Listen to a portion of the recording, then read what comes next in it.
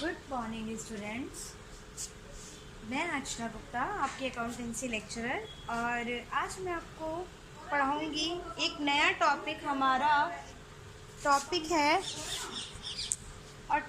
है हमारा डिबेंचर, ऋण पत्र। ये टॉपिक हमारा कंपनी का ही है और कंपनी में अब थोड़ा सा हमें थ्योरी पार्ट पढ़ना है, वो मैं आपको नोट्स के अकॉर्डिंग दे दूँगी। और मैं आपको ये बताना चाहती हूँ पहले कि डिबेंचर होता क्या है। जैसे कंपनी में शेयर इशू करती है, मैंने आपको बताया था कि कंपनी शेयर इशू क्यों करती है। कंपनी शेयर इशू इसलिए करती है अगर कंपनी को पैसों की ज़रूरत है, ठीक है, तो उसके पास बहुत सारे ऑप्शन होते हैं। या तो वो बैंक लोन ले ले, ठीक है, या फिर वो अपने शेयर इशू कर दे, या फिर वो अपने डिबेंचर इशू कर दे, या फिर किसी NBFC कंपनी से किसी और तरह का लोन ले ले। तो इन ऑप्शंस को कंपनी अपनाती है और ये अलग अलग मैनर पे कंपनी यूज़ करती है। अगर कंपनी शेयर इशू करती है तो शेयर भी ये देखती है कि प्रेफरेंस शेयर कर रही है या इक्विटी शेयर कर रही है।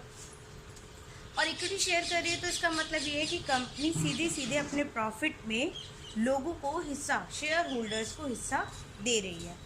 लेकिन कभी कभी ऐसी सिचुएशन होती है कि कंपनी नहीं चाहती कि वो अपने प्रॉफिट्स में शेयर होल्डर्स को हिस्सा दे, तो उस टाइम कंपनी डिबेंचर इशू करती है पैसे लेने के लिए, कैपिटल को इंक्रीज़ करने के लिए, बढ़ाने के लिए, अमाउंट राशि रिसीव करने के लिए। तो वो क्या करती है, डिबेंचर इशू करती है। अब डिबेंचर और शेयर में क्या डिफरेंस है?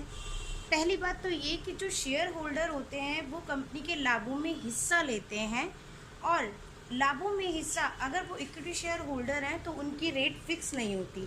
मैंने बताया था आपको, जितना बचा वो सारा प्रॉफिट किसका है, इक्विटी शेयर होल्डर का। लेकिन डिबेंचर के केस में डिबेंचर होल्डर जो होते हैं, जो डिबेंचर लेते हैं कंपनी के, वो लोग क्या करते हैं, उनकी रेट फिक्स होती है इंटरेस्ट की। कंपनी को उन्हें इंटरेस्ट देना ही देना पड़ेगा। और अगर कंपनी का डिबेंचर के आगे लिखा होता है कि कंपनी रेट किस अकॉर्डिंग से इंटरेस्ट देगी, अगर 7% डिबेंचर लिखा है तो कंपनी, इसका मतलब है 7% की रेट से कंपनी डिबेंचर होल्डर्स को इंटरेस्ट देगी। दूसरी बात ये आती है कि डिबेंचर होता क्या है। डिबेंचर भी एक डॉक्यूमेंट ही होता है, एक प्रलेख ही होता है। ऐसा कुछ नहीं कि डिबेंचर कोई दिखने वाली चीज़ है या फिर ऐसे कोई वस्तु है, नहीं।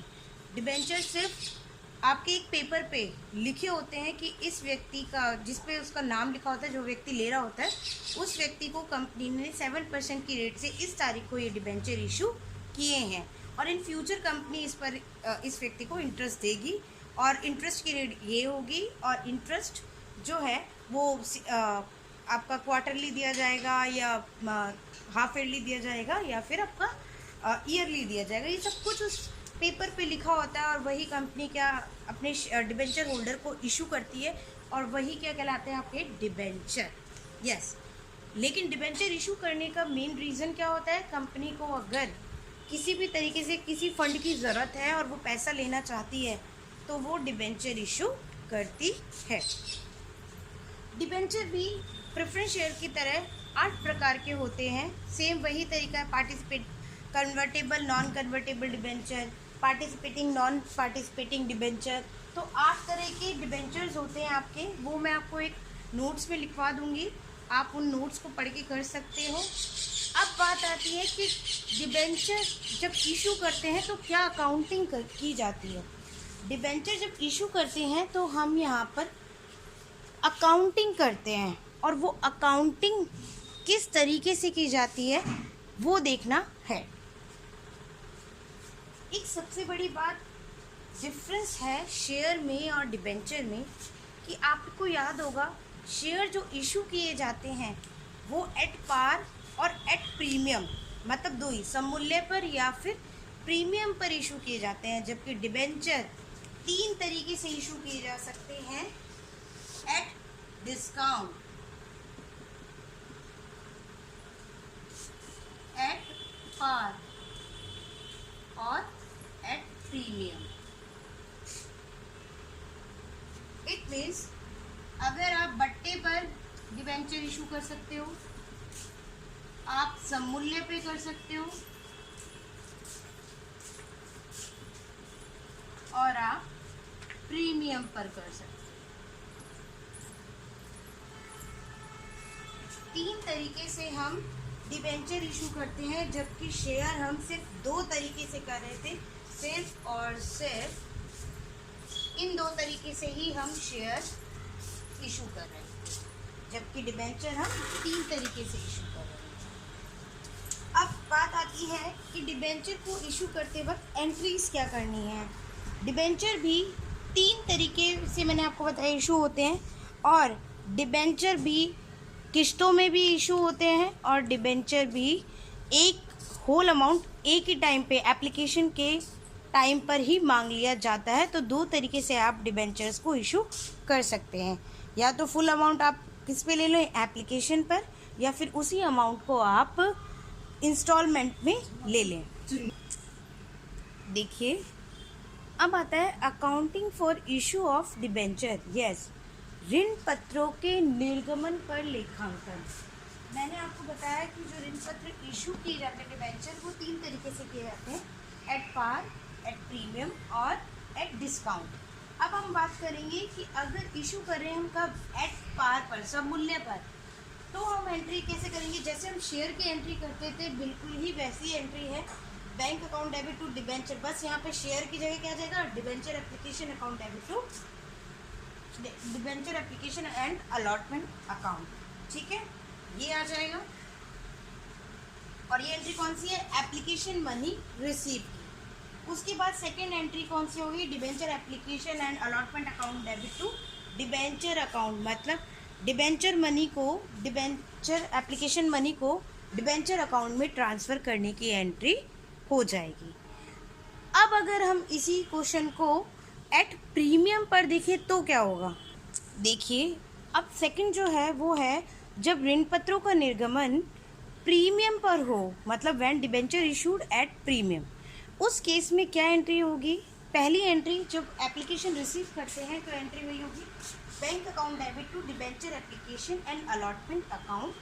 और दूसरी एंट्री में चेंज होगा क्योंकि यहाँ पे प्रीमियम है, और प्रीमियम के केस में मैंने देख लीजिए रेड पेन से कर दिया है, आपको आराम से इजीली डिफरेंस समझ में आ जाएगा। एंट्री होगी debenture application account debit to debenture account to security premium. जैसे सेम बिल्कुल वैसा है जैसे हम शेयर अकाउंट में करते थे, बस शेयर की जगह हमें यहाँ क्या लिखना है, डिबेंचर अकाउंट। अब तीसरा, अगर डिबेंचर्स को हम डिस्काउंट पर इशू कर रहे हैं तो क्या एंट्री होगी। देखिए, लास्ट जब जो डिबेंचर्स हैं उनको हम डिस्काउंट पर इशू करें, ये इम्पॉर्टेंट भी है और ये नया भी है आप लोगों के लिए, क्योंकि शेयर डिस्काउंट पर इशू नहीं होते, जबकि डिबेंचर डिस्काउंट पर भी इशू होते हैं। पहली बात तो entry yes, application money receive होगा, एंट्री सेम रहेगी, कोई भी डिफरेंस नहीं आएगा। एंट्री होगी bank account debit to debenture application and allotment account. Difference कहाँ आएगा, हमारी सेकंड एंट्री में। इनकम के टाइम हमने, क्योंकि सिक्योरिटी प्रीमियम हमारी क्या थी, इनकम 10 रुपये का शेयर अगर मैं 12 रुपये में इशू कर रही हूँ तो 2 रुपये मेरा क्या है, फ़ायदा। लेकिन जो डिस्काउंट है इसका मतलब क्या है, वो मेरा नुकसान है। आपको पता है कि 10 रुपये का अगर शेयर है उसको मैं 9 में इशू करूँ तो 1 रुपये का मुझे क्या है, नुकसान। क्योंकि ये लॉस है और लॉस को हम क्या करते हैं, डेबिट। इसलिए discount on issue of debenture हमेशा क्या होगा, डेबिट, क्योंकि ये कंपनी के लिए एक एक्सपेंस है, एक लॉस है, तो ये डेबिट। और टू डिबेंचर अकाउंट हमारी एंट्री जो सेकंड है वो होगी। अब आपको समझ में आया कि क्या डिफरेंस है शेयर्स में और डिबेंचर में। और डिबेंचर की अगर अकाउंटिंग करनी हो कब, जब होल अमाउंट आपको एप्लीकेशन पे रिसीव हो रहा है, उस टाइम आप डिबेंचर पर एंट्री करेंगे तो इसी तरीके से एंट्री होगी। अगर होल अमाउंट ना होके इंस्टॉलमेंट में है तो सेम उसी तरीके से एंट्री करेंगे, बस जो आपकी डिस्काउंट की एंट्री है वो ऐसे ऐड हो जाएगी, discount on issue of debenture second entry में, अगर अलॉटमेंट पे आपने डिस्काउंट दिया है तो। और नेक्स्ट एंट्री सेम वैसे ही होगी, फाइनल कॉल की, अलॉटमेंट की, अलग अलग एंट्रीज हम करते रहेंगे। अगर किसी भी बच्चे को इसमें कोई भी प्रॉब्लम है तो आप मुझसे पूछ लीजिएगा। Thank you very much.